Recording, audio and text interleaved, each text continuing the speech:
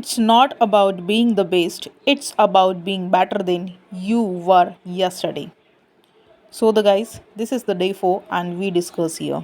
So, let we discuss. तो चलिए discuss कर लेते हैं डे 4 बैंक एग्जामिनेशन 2024।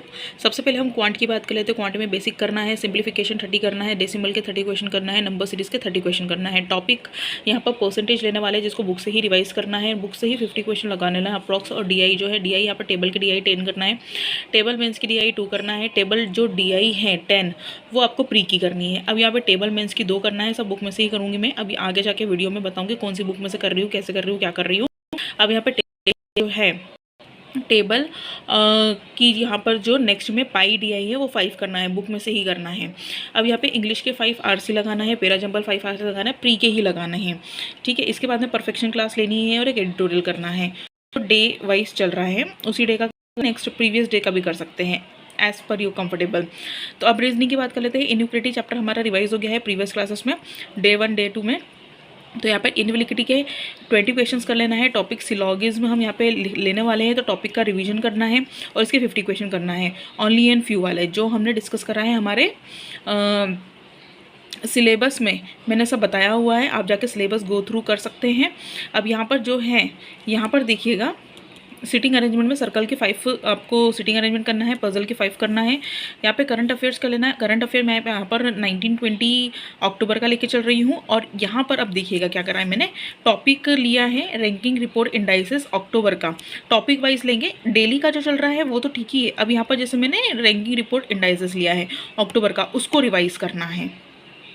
ठीक है, अक्टूबर के करंट अफेयर्स में। और यहाँ पर जो करंट अफेयर है 1920 का अक्टूबर का करंट अफेयर अपने को लिखना है और उसको एक बार रिवाइज कर लेना है so guys, this is the data interpretation.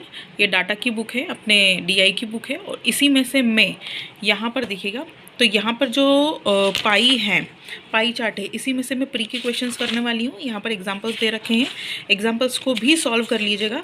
अब एग्जांपल अगर 1-2 बना लिए हैं तो जितने आपने लिए हैं, जैसे 5 मैंने डीआई लिए हैं प्री की, तो यहाँ से प्रीलिम की डीआई स्टार्ट हो जाती है। ये करने के बाद में 1-2 एग्जाम्पल कर लिए, मतलब 5 तो प्री की करनी है और साथ में 1-2 इसके एग्जाम्पल कर लिए।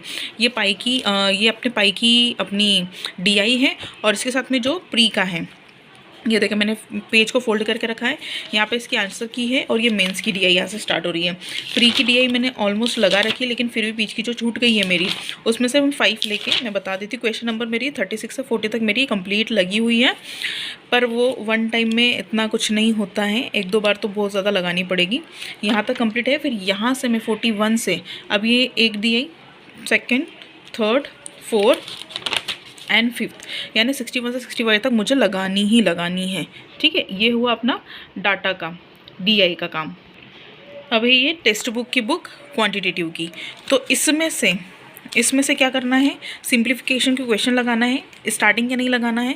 लेवल थी मेरा कंप्लीट है, फिर भी एक बार मैं इसको रिवाइज कर लूँगी, इसको लगा लूँगी। जितना आप क्वेश्चंस को रिपीटेशन मोड में करेंगे तो वो क्वेश्चंस क्या होते हैं, माइंड में बैठ जाएंगे। रोज़ रोज़ अलग करने से हाँ करना है, बट अभी मैं स्टार्टिंग में आपको स्टार्टिंग से बता रही हूँ, तो स्टार्टिंग से मैं भी कर रही है समझ लो। तो मैं क्वेश्चंस को 1, 2, 3, 5, 6 बार नहीं लगा लूँ तो वो तब तक मेरे को सेटिस्फेक्शन नहीं मिलता है। तो एक ही क्वेश्चन को कम से कम 5 से 6 बार तो लगाना ही है। ठीक है, ये हुई सिंप्लीफिकेशन की बात। अब इसके बाद अगर अपन बात करें, अब ये है नंबर सीरीज़। नंबर सीरीज़ जो है ये भी टेक्स्ट बुक की है। इसमें से नंबर सीरीज़ हमको लगानी है, कम से कम 50 क्वेश्चन तो लगाना है पर डे। बुक में से ही मैं लगाने वाली हूँ। ठीक है, और हाँ गाइज़, मैंने क्वाड्रेटिक के क्वेश्चन नहीं लिखे हैं आगे, तो आप क्वाड्रेटिक के कम से कम 10 क्वेश्चन तो लगा लीजिएगा अपनी बुक में से। ठीक है, तो बुक में से क्वाड्रेटिक के क्वेश्चन लगाने हैं। और इसी के साथ में जो मैंने टॉपिक लिखा है, जैसे परसेंटेज, तो परसेंटेज भी इसी बुक से करने वाली हूँ। ठीक है, तो आगे भी देखिएगा मैं कौन सी बुक को फॉलो करने वाली हूँ रीजनिंग के लिए। ये मेरे पास में 50+ की बुक है, इसके भी क्वेश्चंस हम लगाएंगे। इसके क्वेश्चन जब मैं लगाऊंगी तो ये भी बताऊंगी कि इसके क्वेश्चंस कब लगाने वाले हैं।